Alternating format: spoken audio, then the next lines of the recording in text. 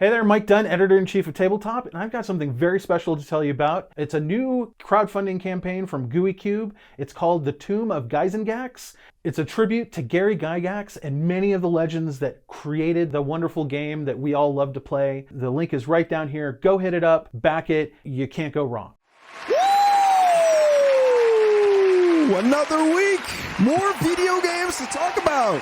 Oh, video games are bad. It's about to go down. It's a video game podcast. I thought we were transitioning into a business podcast for a little while, but thankfully... That's why Noah left.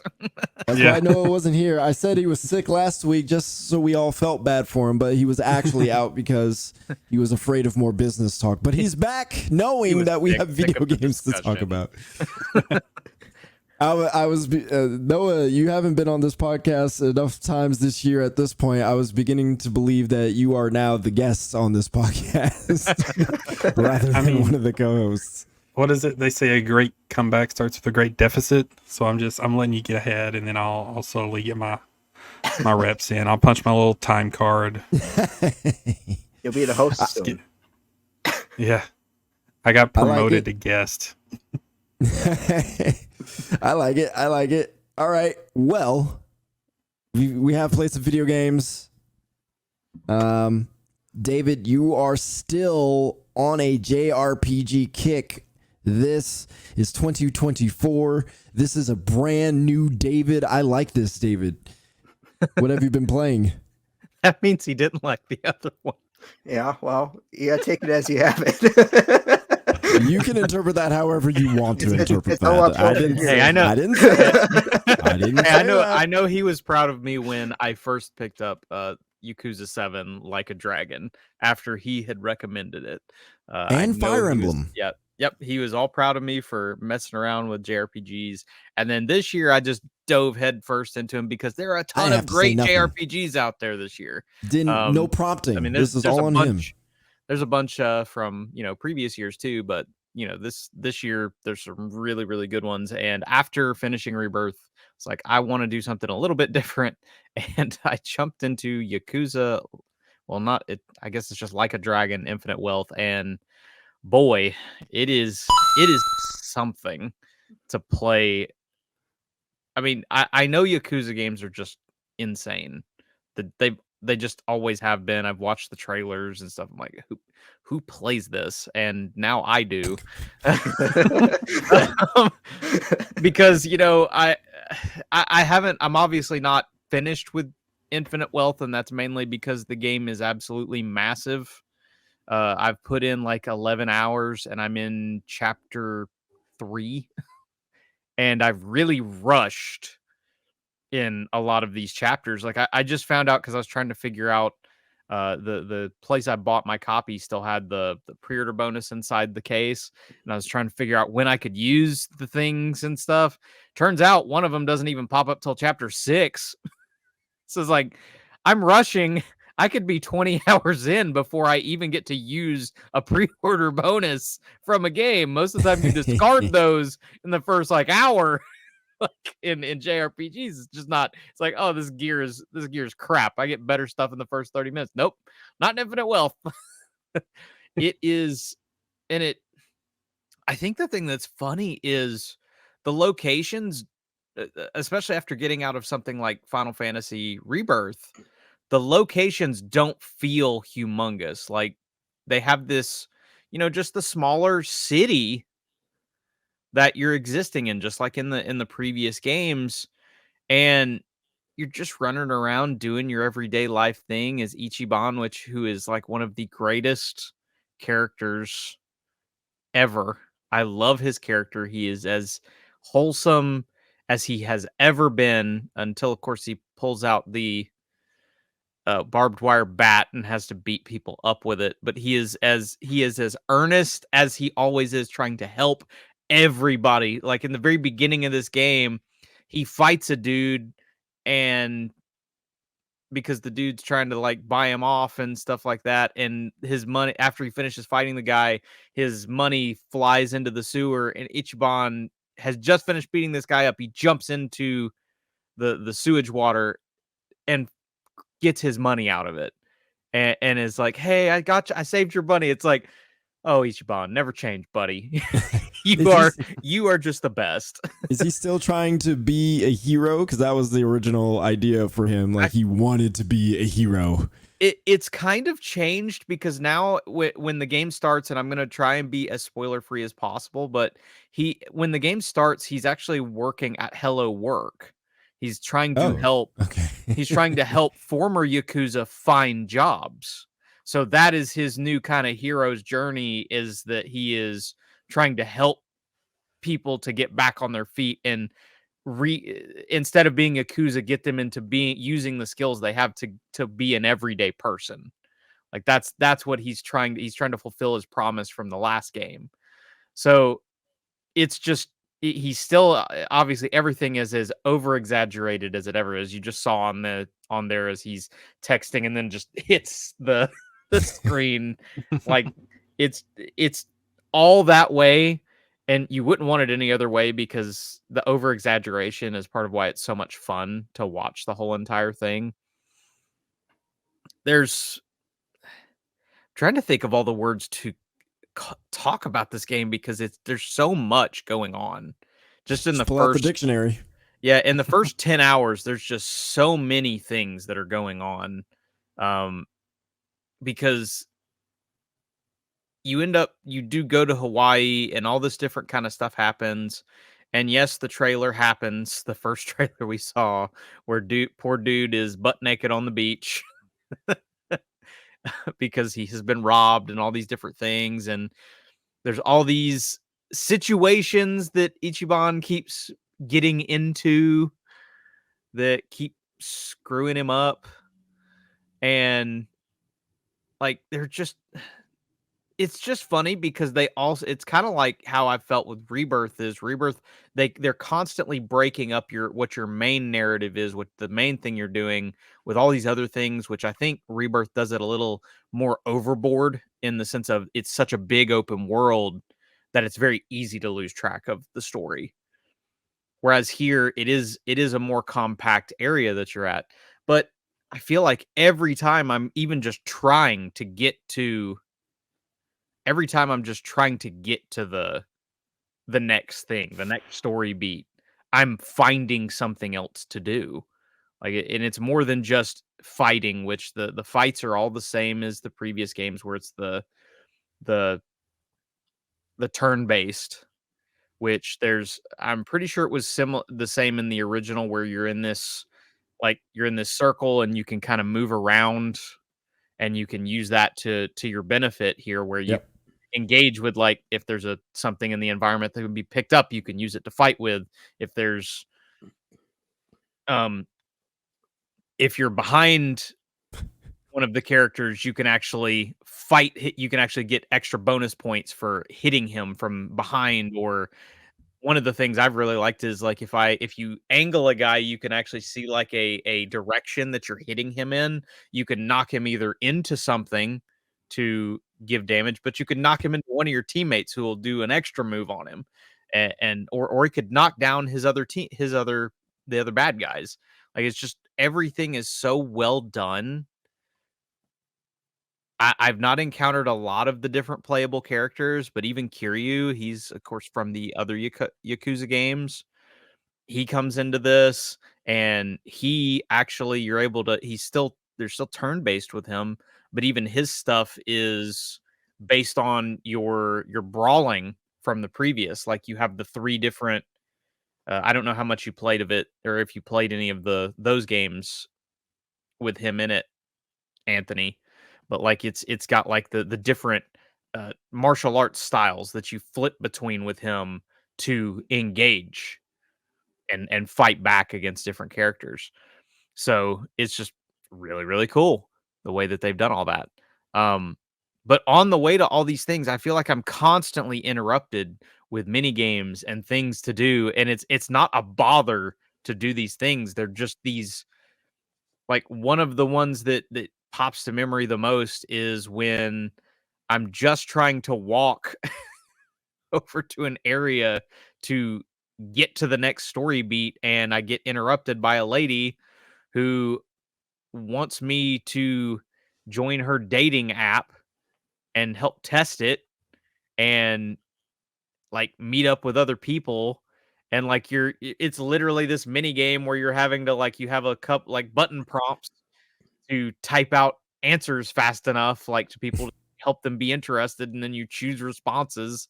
And I don't know if I'm assuming you'll probably meet somebody eventually, but it's like he's like, I'm spoken for, but the lady's like, well, you got no game, so you need to get some game here so you can go and love on this other girl that you're hung up on.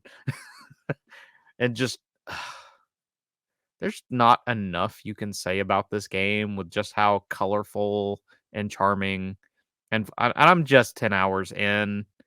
Like, there's apparently an entire island that is more or less Animal Crossing in this game. Like, I'm like I said, I'm 11 hours in. How is there this much video game still? So much that I'm still missing here. Like, seriously, there's so much in Hawaii is just such an awesome place to be at, like, when you go to it. That it is. And there's a lot of cool story beats that are following you here and whatnot. Like, I just it I feel like I haven't said enough about this game, but it's one of those that it's almost hard to describe. You have to play it to really understand everything. Like, there is no reason that somebody should not be taking advantage of the fact that Yakuza 7 is on so many different subscription services. You need to play it. So many of the Yakuza games are on discount right now on Steam. Pretty sure Yakuza 7 is actually on discount. I picked Infinite Wealth up for $40 because they did a random sale on it. There's no reason if you're worried about whether or not your dollar is going far enough with a video game, go buy a Yakuza game. You will definitely not be worried about how much dollars per hour you're getting out of this, because I'm already down to $4 an hour right They now. put Virtua Fighter in here? They put a bunch of games in. You get your money's worth that way. So many different things in it. It's so hard for me to like. I haven't even found this yet. Like, there's so much to this game. Why is Virtua Fighter? There's like a Facebook in this game, Anthony. Oh yeah, Like this island Facebook thing where you go and say hi to people, you get them on your like Facebook, and then you help them with things. And it's ridiculous how much is here. I was being a DoorDasher at one point to earn some money. Like, and it's like super arcadeified. Like you're riding a bicycle, you're trying to do like these really rando tricks and get up speed, and you're collecting like it's like the racetrack kind of power up kind of things, but it's pizza and burgers and stuff, and you're just driving around and doing these crazy stops next to people and delivering the food to them. So it's like it's not very real. It's funny that a game that like is almost realistic in the sense of like the way you're walking around and talking to people and engage, like it's kind of a bit of a real life sim to a degree. It's amazing how off the like out of its mind this game is. Like this is a game that's built like it should be a serious like thing, but like my a GTA lord, version it should be more. But even GTA has like is quirky and stuff like it. This even feels more so like it should be serious. Like this, I guess maybe GTA 4 is a good one to bring up. It feels like it's it should be like more GTA 4, like especially some of the different story beats, the way they feel, because there's some very serious and intense story beats. But then you text a girl on Hawaii Tinder and do all these other random things. Like it's just wonderful. That's the reason you want to keep playing it, is because it's just so wonderful watching Ichiban doing all these things and how he's just so upset over the way the world is and how people are treated bad. Like the man will not walk away if he sees somebody treated bad on the street. He goes and he will fight. and he will put in the work to make sure they are taken care of, even if it's some random homeless dude. Like, we know. It's just so good. But yes, they do have the hero moments where people will turn into other things, like other things that are more challenging. Yeah, it's not just street gangs, because he has to be the hero. Yeah, that's funny. Yeah, I can't wait to play this. Yeah, It's just so nice because the way David talks and the way David describes this game is very much in line with, from what I see from most people when they talk about this game. It's just so much, it's filled with like wild craziness. It's just so much fun, and it's addictive. It's just nice seeing David share the same feelings about the game that I've seen a lot of people express. I feel like it has those serious moments, but it's kind of like that whole the joke about the weather. Wait 10 minutes, it'll change. Like, wait 10 minutes, you will not be depressed playing Infinite Wealth, because you'll hit one part is like, oh man, this bum got full on like murdered, intestines ripped out. Oh my god. Oh, now let's go and like race around on bicycles and collect burgers. Yeah. I mean, the first Like a Dragon, it's exactly what it is. I mean, you had that whole, early scene where, the baby trapped in the locker and all that. It's like, oh my God, like, this is freaking terrible. This is depressing. This is really, and then, the next moment you're, fighting bears because he wants to be here. Like, it's just absolutely ridiculous. Yep. Yeah, it keeps that tone, and it's just something you want to play. Like, you play it for a second and you're like, man, I really want. I think the worst thing about this game is that you can't just do 30-minute increments. Like, this isn't a game you can play. This is a game you want to sit down and be like, I've got a couple of hours, I'm going to play. And that's it. Like, yeah. Like, that's just it. You want to put time into it when you have it. Oh, that's a good problem to have. Yep. Yeah, this is the only game that I feel like expertly threads the line of having serious moments and then just going out all zany. Like, it's one of the only games that can pull it off so cleanly, and you just accept it. Yeah, like you said, the very, very, very fine line that you have to walk in. Somehow they walk all over it. Like, it's just, I mean, that's the only way to say it, because they are on that tightrope and they are comfortable. Well, there is no. It doesn't ever feel like it slows down. That's probably the thing that's probably why it's so easy to receive it, because you never have 2 seconds to process it. Like, it's just gone. Like, yeah, you really never get a chance. Fantastic.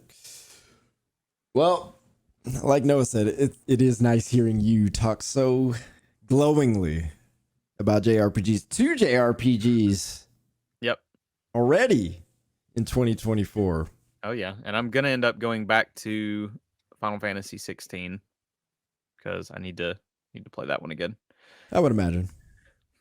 All right. It was one of those sad ones where it's like I started it, and then all the insaneness of the back half of last year happened. So I really didn't have 2 seconds to sit for sure. with 16, unfortunately. But I'm going to make a concerted effort this year. There you go. Yeah. 16 was the one game last year that was like really big that I made sure to get all the way through. I'll have to wait until I get done with Rebirth. So.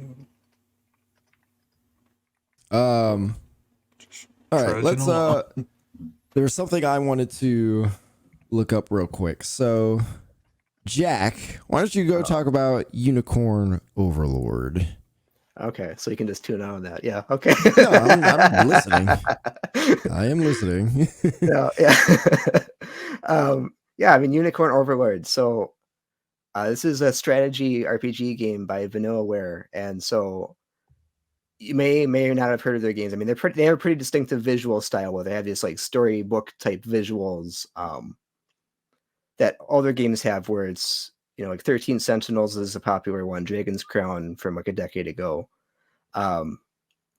So I mean, I think they're all good games, but you always think of the visuals first. It's like, oh, this is a vanillaware game, and so that's part of the prestige. And then, but their games don't really have a lot in common.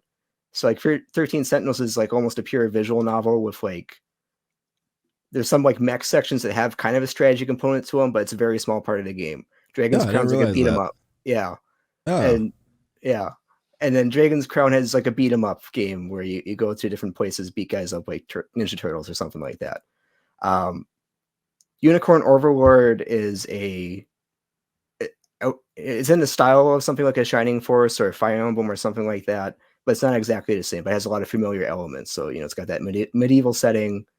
It's got, you know, different units that you have, and there's different, you know, different types of units are strong against other types of units, and there's like a whole strategy to that.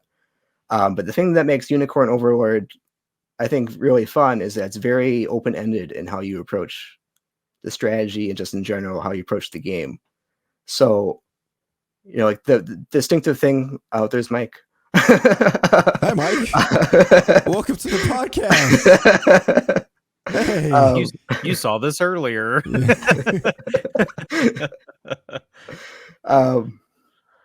So the thing that's fun about Unicorn Overlord, so in a lot of these recent Fire Emblem games, I guess it's not even recent. Awakening's like 10 years old now, but they had that mechanic. Goodness. Yeah. They had that mechanic where you like pair up units. I sold that in store.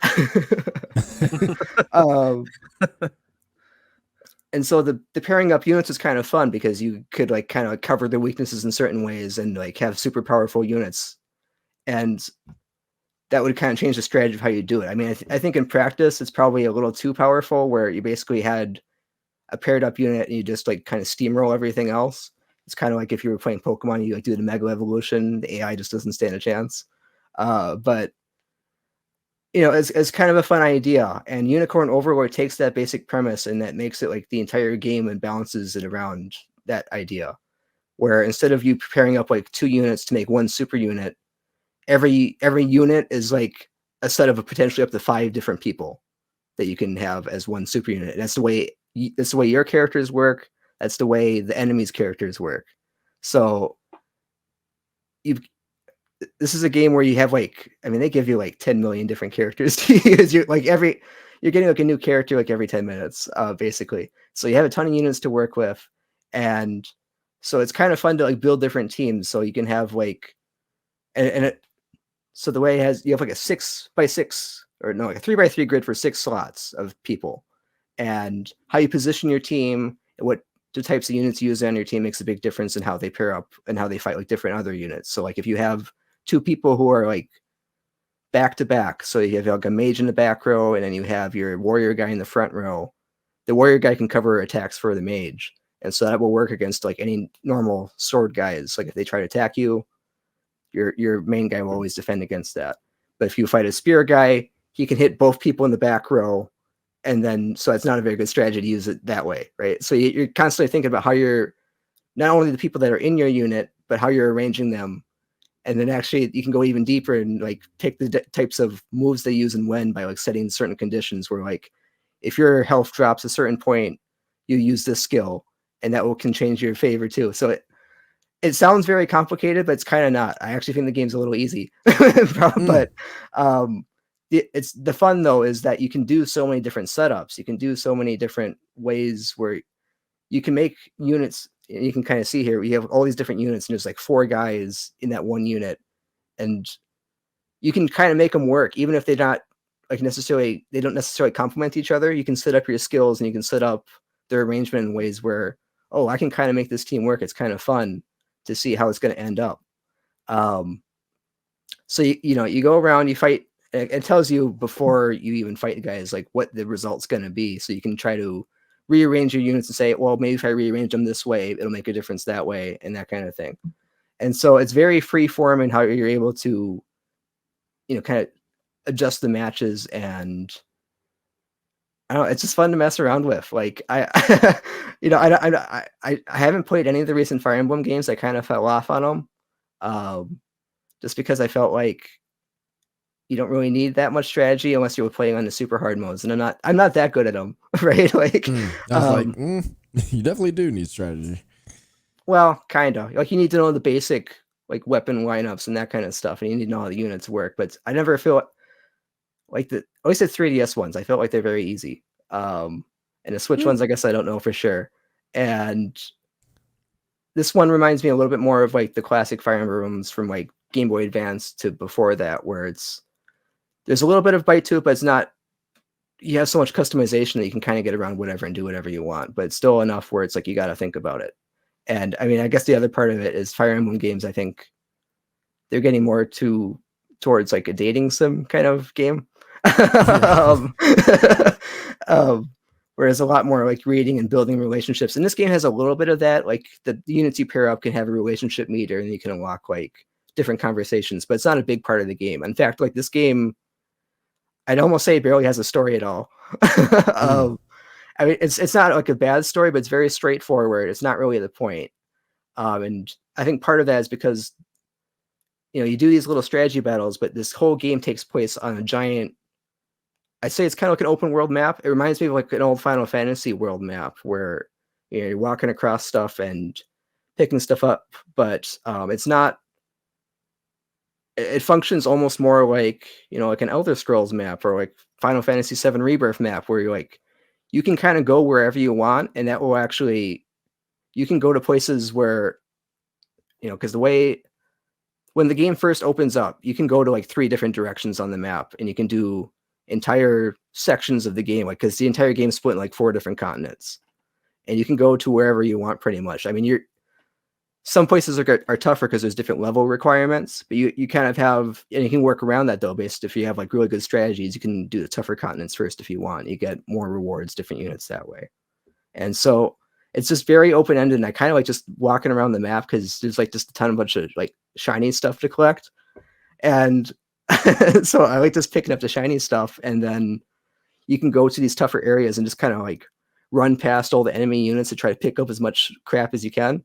And then you can go back and take that to use on a different part of the continent. And so it flows very good, and it's like almost entirely gameplay focused, and it looks great. And so I don't know, I'm having a lot of fun with it. Like over the past weekend till like Wednesday, I was just playing it, and I like have like 10 hours in it, and it just kind of flew by. And so it's been a lot of fun. How does the movement work? Because it's not grid based, so I'm kind of confused how it works.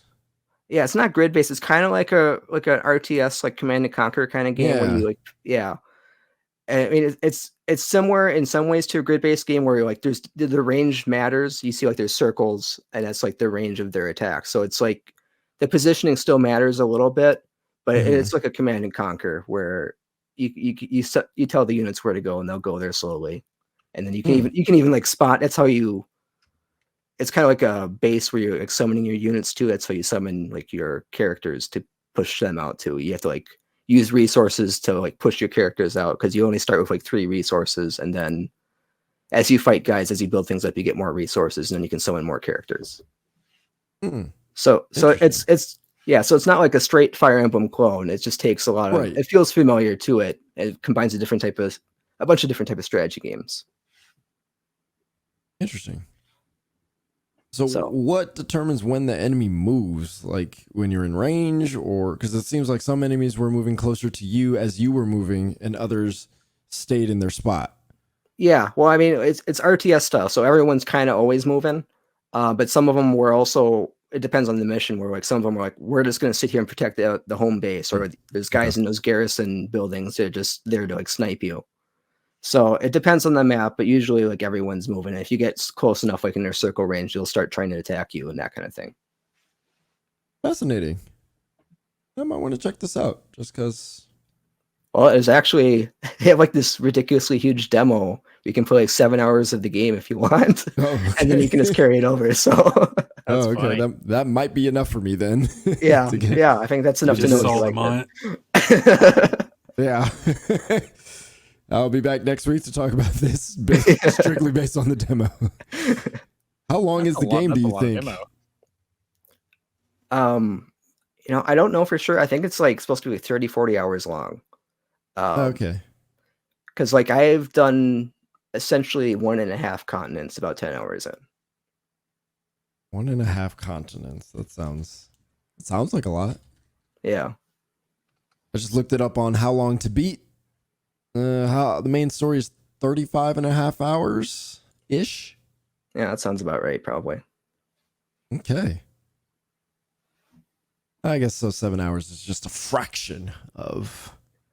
Well, I mean, I feel like you might find it hard to stop if you really get into it. So you're like, oh yeah, I'll cash in on it. It's not a bad thing. How much is it? It's like I think it's like a full price game. I think it was just normal 50. Oh, okay. Like 60 or 70 or 40. I don't think it was 70. I think it was like 60. Well, full price. That's 70 now.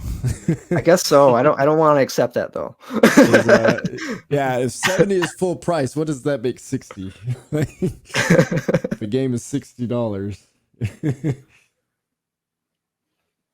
I guess 70 would be the quadruple A games at this point, right? Yeah. Okay. I do like the look. It kind of reminds me of the first Fire Emblem release on Game Boy Advance. Yeah. Just, better. But kind of, this more grayer tone, like more desaturated colors. Yeah, it's got a bit of grit to it. Yeah. Yeah. Obviously that first Fire Emblem, what's that, 7, I think, in Japan? Yep. But that one's got more color, but, that one's still more desaturated compared to later Fire Emblems that have been released, at least out in the States. The animations look great. Mm-hmm. I do like the way the fighting looks. Obviously, you can speed up the fighting, at least according to the video. And you actually get to a point where, like, so the way the fights play out, they kind of give you hints. Like, if you're confused, like, oh, this unit's going to really beat my guy, and I don't understand why.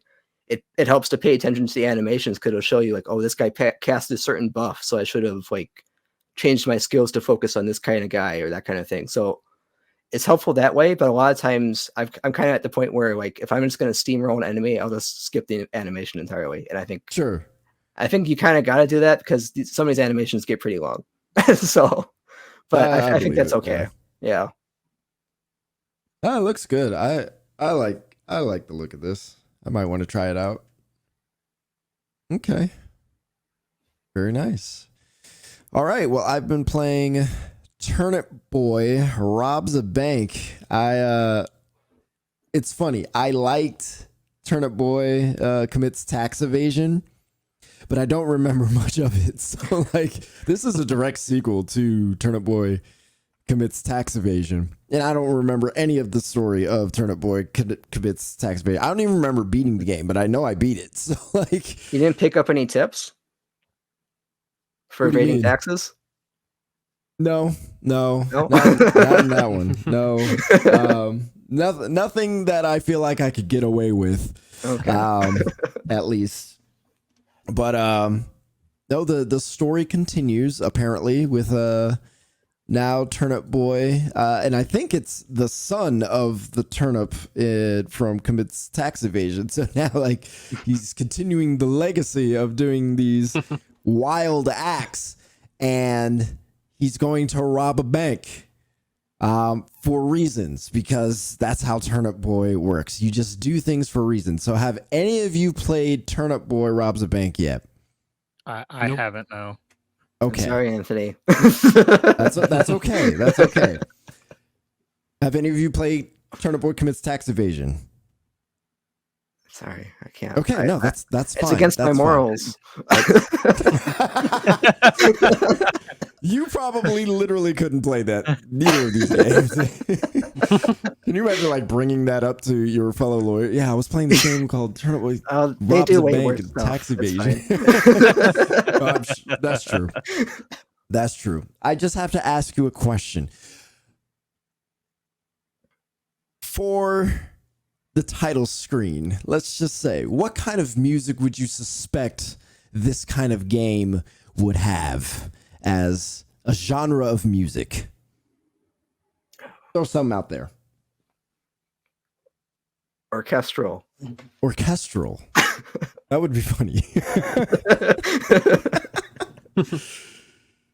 I'm thinking David, like a Noah? quirky, like funky, upbeat background. Okay. If you ever played like Nobody Saves the World, that OST is what I picture in I my like head. it. I'm thinking Kirby. Like that's automatically what my mind goes to is Kirby. Yeah. Round, cute. Okay. Yeah. This is what you would hear. Well, that's not what I expected. This is the title music. So like right away, this game is like completely ridiculous, and they just turn it up to 11 on this one. Because Turnip Boy Commits Tax Evasion is already ridiculous. This game is even more ridiculous. So unlike Turnip Boy Commits Tax Evasion, this game is actually a roguelite. So Turnip Boy Commits Tax Evasion is kind of a, top-down Zelda-y, go through places, not like dungeons and stuff, but there are kind of like dungeons, but you just kind of go through the story, you finish the story, there's fights, there's different things, and you finish the game. This is a roguelite, and the entire game is you trying to rob a bank, but the bank has different layers and rooms, and so you realize like it's a much bigger bank than you would suspect. And so Because it's run by the mob. whatever vegetable mob is going on, I think it's the mobster is an onion. So Can't trust those guys. Huh? Can't trust those guys. Nah, anything that makes you cry against your will, you cannot trust it. So, I thought he was going for the layers joke. Oh, but the game is super simple. Literally all you do, you continually run through this bank trying to collect as much money as you can and just kill things as you're going, or shake people loose of their money. I don't know if you guys saw the animation of like him like raising up somebody. Yeah, that's how it was. I thought that was like the animation that they picked to signify dialogue. No, Like, oh, let's not worry about making their mouth moves. We'll just shake it. Look like we're shaking the character with a mouse. no, that is literally one of the character. I guess is Pickles. Like he's like the one in charge of the pickle gang, and he's recruited Turnip Boy to rob the bank or whatever. And like one of the first things he tells you is like, you got to shake down the people. So like when you shake down the people for their money, and so the very first time I shook somebody down, you just see him like being flailed everywhere. I was cracking up because I just didn't expect it to be that ridiculous, but that's what this game is. So and it still makes me laugh every time I look at it because it's just absolutely ridiculous. But yeah, you go through this bank. You're trying to find stuff that gives you more money. And you do this over and over again. So in one sense, you feel like, well, there's not a ton of depth to this. So why would I keep going through it? And I think one of the things that actually makes this really interesting is the time limit. You have a time limit. You see in the top right corner, if you're listening, there's a timer in the top right corner. You start with a limited amount of time. You start with 2 minutes. I'm a little bit further along in this footage, so it's more time. But you start with 2 minutes, and you have to get as far as you can in the bank and get as much money as you can before that time runs out. And if you don't, then basically like the Onion Gang shows up or something like that, and basically will make your life much miserable. Dude, I don't know what that is. Laser assisted crossbow. It's like intense. Oh yeah, I love that weapon. But I never ran out of time, so I don't know what actually happens. I always get out before the time runs out because I'm just risk averse in that way. So I'm like, I want my money. So if you get out in time, You keep all the money. If you die, you keep some of the money. You don't lose all of it, but you do lose some of it. So there is incentive to stay alive, more incentive to leave with every item, every dollar amount that you've taken. And so with the money that you get, you can spend it on weapons, you can spend it on upgrades, you can spend it on other like side items that allow you to either progress further in story or complete certain side quests that either give you more money or they give you basically just different hats and stuff. So it's a really simple game, but the reason why it's so addictive, shakedown, it just gets me. The reason why it's so addictive is I think it's just based on the time limit, because if you had all the time, like a Dead Cells, for example, to just kind of explore as you want and take the risk of dealing with all the enemies that are there, then this just wouldn't hold up as well. But the idea of, well, shoot, I got 2 minutes and how much money can I get? How fast can I run through it? So there's almost like a speed run aspect that it's kind of forced upon you in that way. So I do like speed running a lot sometimes. At least I feel like I can. I usually do it in like Mario games or, like sometimes Metroid, sometimes like, Super Meat Boy or something. How fast can I beat something? And that is this, like the entire way. You could take your time and walk around. You don't even have to really collect any money. You can find side quests to do. There's all kinds of little vegetables and different characters that will give you different missions to accomplish. And you can just walk around and try to find those missions and accomplish those. Or you could, just work on trying to get as much money, get your upgrades, progress, see how far in the bank you can get. And, as you get further into the bank, it becomes a little bit more maze-like. It becomes a little bit harder to get in and out at the same time. They give you like a way to, like basically when you first start a mission, the truck bursts through the door or, bursts through the building, and that's your getaway truck. That's where you get in. That's where you get out. But there's another point where there's kind of like a subway that's built, and you could use that, but you have to spend money in order to use it. So, so you could do that, but yeah, that's basically how this game works. It's just constantly going through, and you're making your way over to the boss. You're uncovering all these different zany stories that are happening, all these characters. None of it is serious. All of it is just absolute goofball nonsense. And this game is legitimately funny. Whoever these developers are,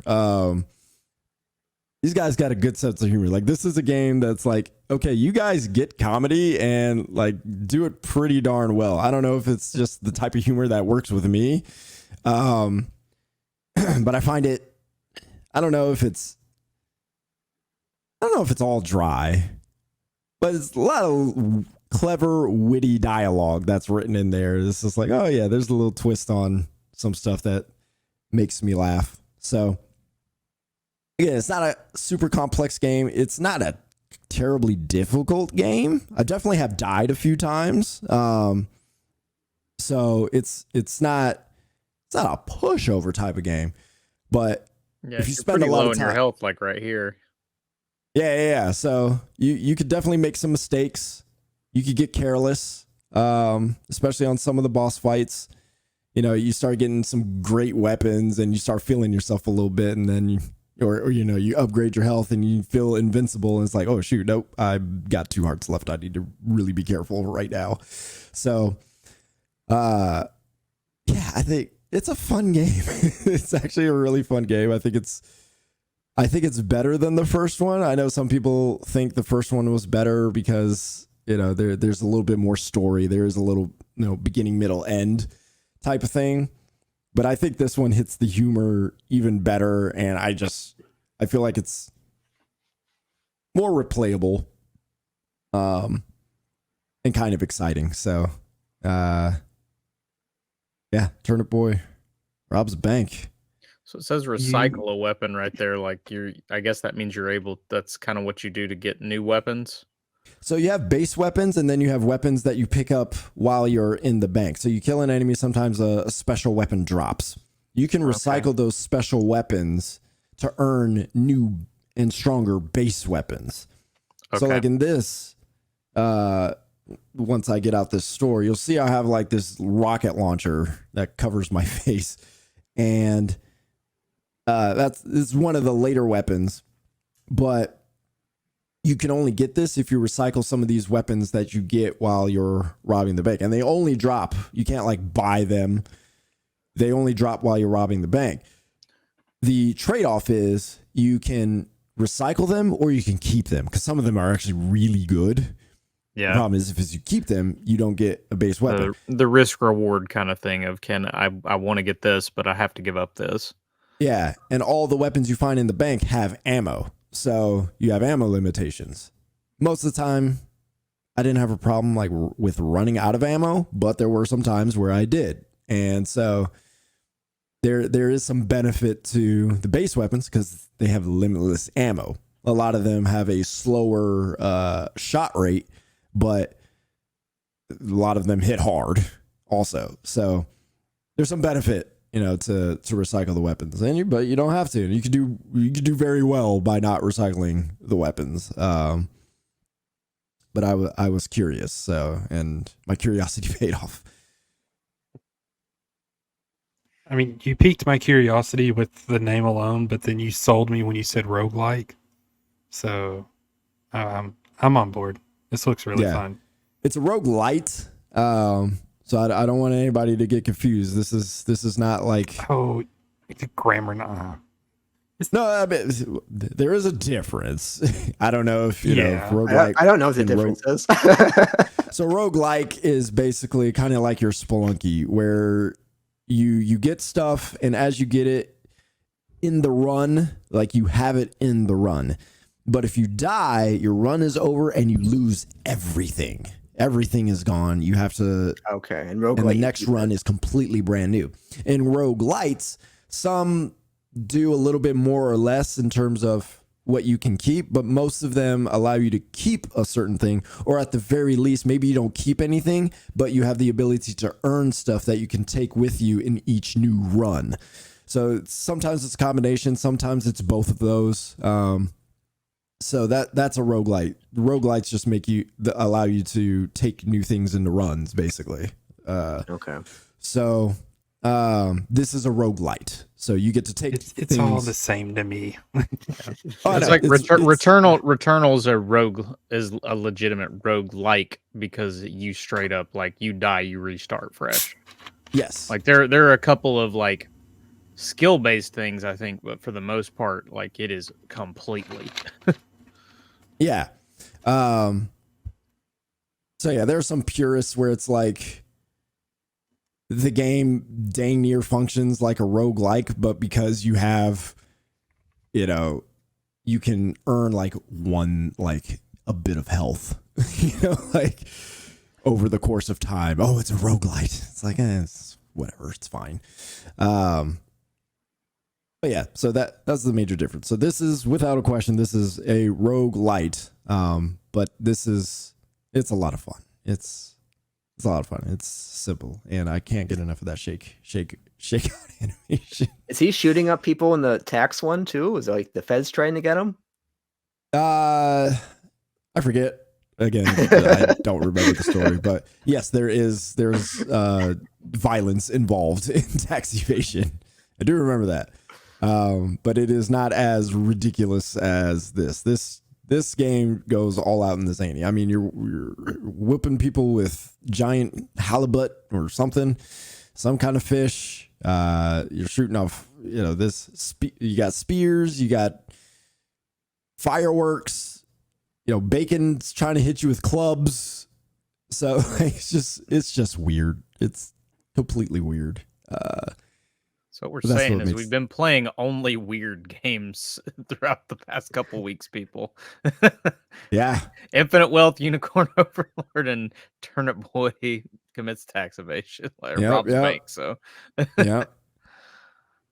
This is my Yeah. favorite I one. have been playing some Helldivers too, but I just haven't played enough to talk about that yet. So we will I talk need to about go that back at to some that point. one. Yep. Yep. So yeah, that's Turnip Boy. Robs a bank. Who knows what he's gonna do next? I was waiting for Jack Jaywalks. to make a very inappropriate joke, but I'm gonna keep it to myself.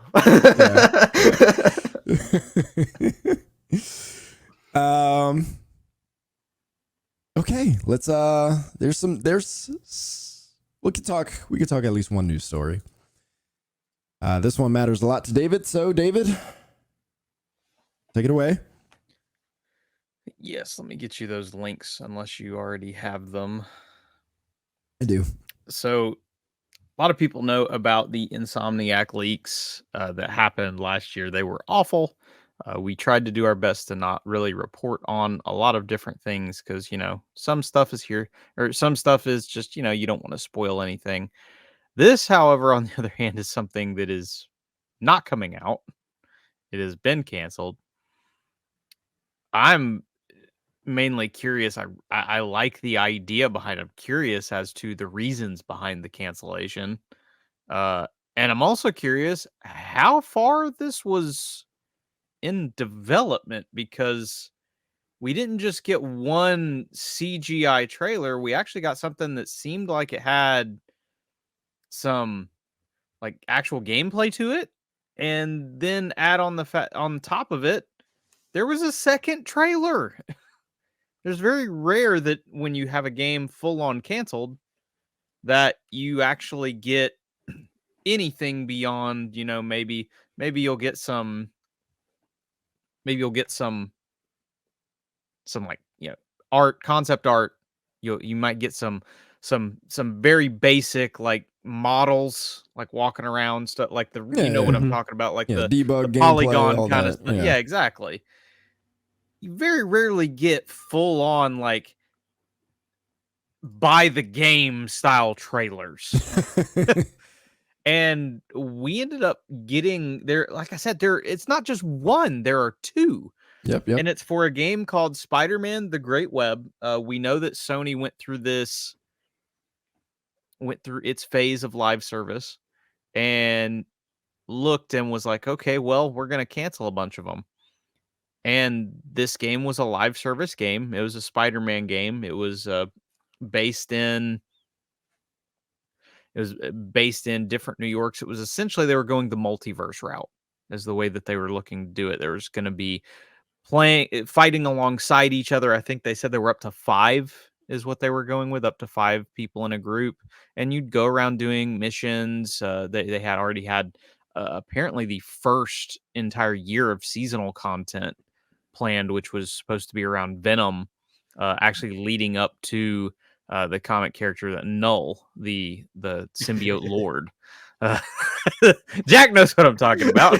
I know about Null. So I mean, they had this fully outfitted with at least what the game was, and like I'm curious. I don't know if any of you guys have really looked into some of the different stuff, but man, this is just interesting because you don't usually see something go this far, at least what feels like it's this far, and get a full on hard stop. I mean, it feels like this was farther along than Factions. Probably was. It probably was. Definitely feels Well, like it. Well, and it's not easy, but I mean, it's easy to build off the Spider-Man assets, right? I mean, they have so much stuff already made. They have the whole map already made. They have all these villains already made. I mean, you can see in the trailer, they're just going to reuse all the villains they've made already. I mean, the main thing is adding in the multiplayer to the structure. And I imagine once they get that working, they're kind of set to go. So it looks like it's far along. And I would imagine a lot more work would go into like making like their Spidey gear system loot crap, but that would probably where a lot of the work would go into. But yeah, I mean, I think it looks I think it would be fun. I mean, I would play it, but I would play anything with Spider-Man, really. I mean, I played the Avengers game for Spider-Man. I played Fortnite for Spider-Man. That's the only time I've played Fortnite. Yeah, But I mean, they were saying like it was like different archetypes of was what I read. Like there were different archetypes of spider, like that they were using the whole idea of okay, well you will have like you're picking like the Spider Gwen archetype, so there would be specific skill sets and probably specific things that character could do, and just all this jumping around. Different It just sounds so roles. much fun. It sounds so fun. Yeah, David, you sound like you are sad that this I isn't coming. am on this one because I'm a huge Insomniac fan. I'm a huge Spider-Man fan, and just again, we have so much in the live service space that is exactly the same thing. Like, and when a team gets a chance to do something that is, different, it's cool, but it, I guess it's just not meant to be. Like one of the things I'm noted like that we're seeing with Helldivers, they've taken this space, this normal shooter space, but they've managed to make it feel alive in a different way than a lot of at least shooters that I've played have managed to do. Like, I mean, you're jumping into these areas and you're encountering these different crazy things. They're pushing players like, hey, if this planet's being invaded, so you guys can't use mechs yet, but if you guys fight and free this planet, and then they're completely saying that no, there aren't flying bugs, no, there aren't and they're appearing in the game. Like it's like all this stuff that is we're seeing that is like this freshness that we're getting out of some of these games, and that's why I'm so sad. This feels fresh, and You weren't gonna get fresh from this. This is gonna be a AAA Sony based game. You ain't gonna get fresh from this. well, you're gonna get Spider-Man though. That's what matters. Okay, that's Is that's the fresh you were looking for? Yeah, I was excited. I don't know. Freshness is there. I mean, I get it. Yeah, I get that certain things, but like, I guess especially watching Helldivers, it makes me think that at least somebody knows what they're like, knows how to just engage with the way the world works and keep you coming back with something that isn't just a reward like that. That's probably the thing that we see is it's a lot of things, and I'm not like knocking on it, but a lot of times the only thing you get for doing, oh, here you go, here's a calling card, here's an emblem, you finished this week, soldier, good job. You did the whole pat. You get a skin. You got this new gear. You got this new piece of gear. I've been playing Street Fighter 6 like the past like week or so because they added the Mega Man Battle Pass to it. Yeah. And so I was getting all the dumb Mega Man items, and yeah. I mean, it looks terrible. I don't know why I bothered. You can ask Noah. I'm like, I've got to get throwing knife kills because I want the sword in Call of Duty because that's how I have to unlock it. What did I do? I swapped a throwing knife in there. I did it in one match, so that made me happy. We did it on kind of the easiest map to possibly do it on. But it was like, okay, this is at least done. But it's there's ways that you could especially because Sony they're known for their story, the AAA story games, and you hope that that's kind of the route you can get. Like, imagine every single like new event was like a comic book or a comic arc or something like that, and not all of them are going to be good, but just a way to engage. Yeah. Yeah. Just watching kind of a living world. And I mean, Noah probably experienced more of it than some of us because I know Destiny had a bit of like story, which I guess Anthony as well. Like, I know Destiny had more story oriented, like drips, I guess you could say, when it came to live service. So they were in a little bit of that kind of an idea. But it's like there's so much live service. There's a lot dead about it. Like it's a lot of the same. And again, I know that the activities are a lot of the same, but a lot of live service is legitimately at this point. We're watching a lot of these games where it's only here's a thing. Yeah. Glad you came this week. Yeah. Which is why I'm shocked you're not happy. Yeah. Because you're a fan of Insomniac. Yeah. I can guarantee you, if Insomniac went through with this, Insomniac would never be the same. Yeah. Never. Because we know what live services does to studios. And yes, this game was in development. It's pretty much done, but it ain't done because they have to make content. And it's going to take a lot of people to make that content. It's going to take a lot of people to maintain that. It's going to take a lot people, of money. It's going to take a lot of money. Lots and lots of money. So,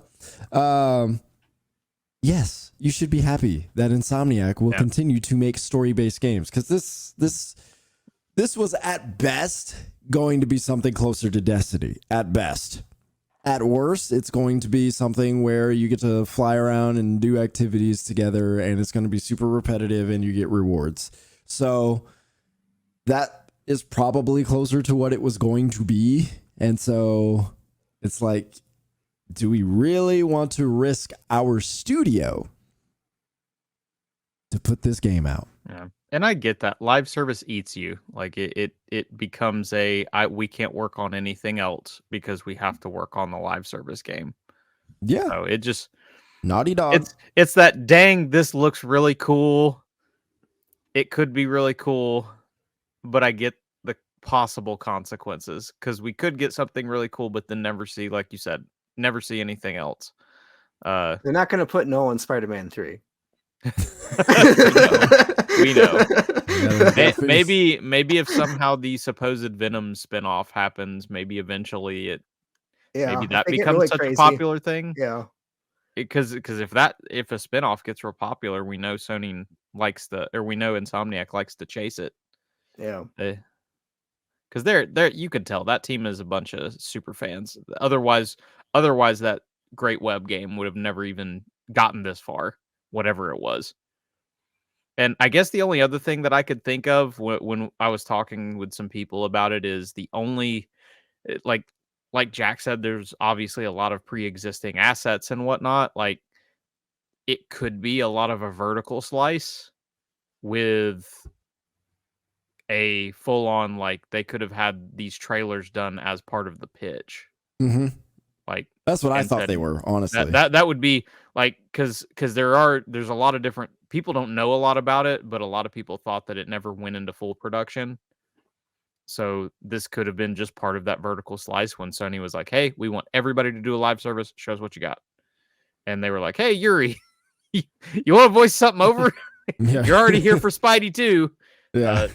Some people are also wondering how much of the amount of dollars that Spider-Man 2 supposedly cost actually came from this, because everybody's talking about how exorbitant Spider-Man 2 was, and wondered if they may have grouped some of this into the actual budget of what Spider-Man 2 was, since we don't have a lot of stuff that's knowledge on stuff, because a lot of that we didn't see a lot of the Great Web in that capacity. So they could have used some of what they were doing with Spider-Man 2 as some, heck, it may have been one of those things where they were looking at, hey, can we do co-op between the two Spider-Men? And then I was kind of expecting co-op for Spider-Man 2. Yeah. Well, a lot of people were reporting it, but I'm guessing what they were actually reporting on and didn't realize it was the Great Web. Because they were hearing stuff about it, and I wouldn't be surprised if it was born out of it. Who knows? I'm not saying it's a huge chunk of money, but you could have had where they hired some people on under Spider-Man 2 and were like, hey, we want you to look at this, and then it spun off into its own thing.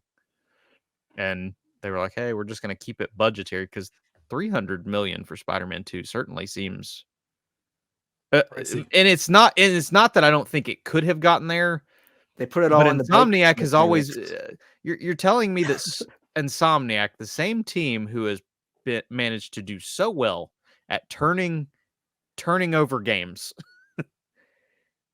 These doing such a great job at turning these games over with Miles Morales not costing as much, like managing to flip assets and stuff, that it cost this much to make that video game. I'm not saying that it didn't cost more than it should have, but I could see at least some of the Great Web, if not all of it, being under that banner.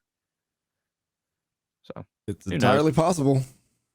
But yeah, it's more the sad thing of you get like this, you see these things, these possibilities of live service, but because they're such money sinks, it's like we're gonna be stuck with the stinky.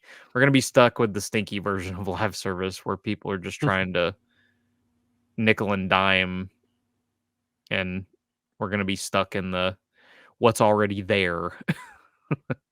Well, I mean, you don't miss what you don't play, right? So, yep. No, that is actually not true, because I still miss Star Wars 1313.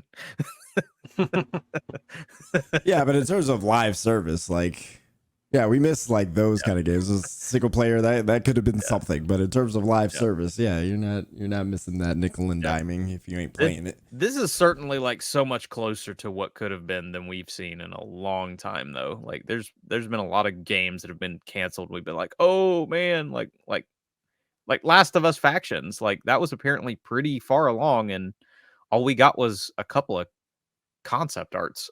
This is something else. Yeah, but the arbiters at Bungie came in and were like, no, this is bad. Yep. Well, it just seems people like are still railing over Scalebound. Yeah. Well, it just seems so risky to me too to make a live service game where you don't like own the license to it. Like Marvel's getting most of the money, and they're also essentially have an axe over you at all times to like cancel things that don't meet certain thresholds. I mean, it just seems so risky to make a game like this. But so I can kind of get it from that sense too. The only thing I'll say on that is financially, I know that supposedly Disney has actually put money into these projects. Like it hasn't just been licensing, like it's been actual support, because Disney wants these made. Well, it's kind of like a loan, right? Like they invest money into it, expecting the money to come back, and they have all these terms and conditions. Yeah. I mean, that's of course. Yeah. Hey guys, we like what you're gonna do. Here's $1 million. Spend it as you want. Of course, they expect the money back. Of course, for your buddies. Yeah. Okay. Well, one quick story. This one's a shout out for Noah. Sea of Stars has sold 5 million copies, which I'm really happy for the developers. That's a lot for that game. Lisa El Gaib. Got to put a Dune reference in. And it's getting 3-player co-op, which I was like, yo, yes. It's like I will absolutely dive back in to play that. Say that again, Jack. It's like a Tales of game. That's the only other RPG I can think of that has multiplayer. I know, right? Yeah, I don't know, especially like JRPG-ish. Yeah. Which Sea of Stars is. Now get ready for the Sea of Stars Battle Pass. Oh man, looking forward to it. Oh my god, that'd be wild. Yeah, you looking forward to that, Noah? Very much so. I hopefully by then I will be done with Rebirth. So that is I'll be in that game for a while. Yeah, we gotta play that one together. Yeah. Co-op. We'll have to link up. Yep. You'll have to show me the ropes, because I do not remember anything about that game. It's perfect. We can start all over together and relive it together, because I didn't finish it. So it's gonna be a good time. I backed it on Kickstarter and I never played it. Oh really? Yeah. The new good, series. Man. Gaming I think we got our third. We got our third. There's our third. New series, GTP plays. Yeah. All we'll do is Sea of Stars. That's it. Yeah. Like it or not. All right, that'll do it for us. It's good. Very good. Oh yeah. Thanks for watching. Thanks for Go listening. play JRPGs. Play them. Play them. All right, talk to you later. Deuces. Bye.